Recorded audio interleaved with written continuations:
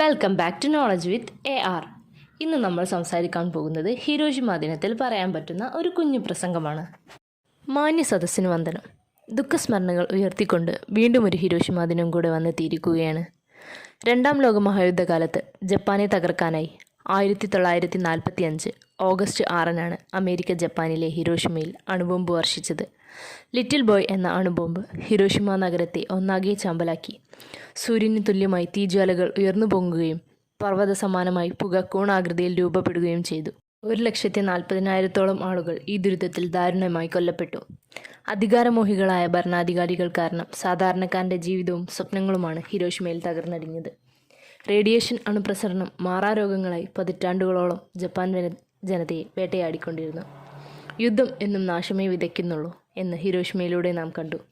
യുദ്ധങ്ങൾ വരുത്തിവെക്കുന്ന ദുരിതങ്ങൾ നമ്മളെ മാത്രമല്ല വരാനിരിക്കുന്ന തലമുറകളെ കൂടി നശിപ്പിക്കാൻ ശേഷിയുള്ളതാകും.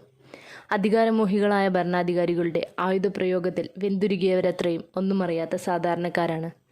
അതുകൊണ്ട് തന്നെ ഇനിയൊരു യുദ്ധം വേണ്ടേ വേണ്ട എന്ന് നമുക്ക് ഉറക്കെ പ്രഖ്യാപിക്കാം. കളിച്ചും ചിരിച്ചും നടക്കേണ്ട ബാല്യങ്ങൾ അനാഥമായും പട്ടിണിയായും നൊമ്പരപ്പെടുത്തുന്ന കാഴ്ചകളായി ഇന്നും നമ്മുടെ മുന്നിലുണ്ട്. ഗാസയുടെയും പലസ്തീൻ്റെയും പ്രതീകങ്ങളായി ലോകസമാധാനം സ്വപ്നമായി ഒതുങ്ങാതെ യാഥാർത്ഥ്യമാക്കാൻ ലോകരാജ്യങ്ങളോടൊപ്പം നമുക്കും കൈകോർക്കാം. സമാധാനത്തിൻ്റെ വെള്ളരിപ്രാവുകൾ എങ്ങും പാറിപ്പറക്കുന്ന ഒരു ദിനം എത്രയും പെട്ടെന്ന് വന്നെത്തട്ടെ എന്ന് ആശംസിച്ചുകൊണ്ട് ഞാൻ എൻ്റെ വാക്കുകൾ ചുരുക്കുന്നു. നന്ദി.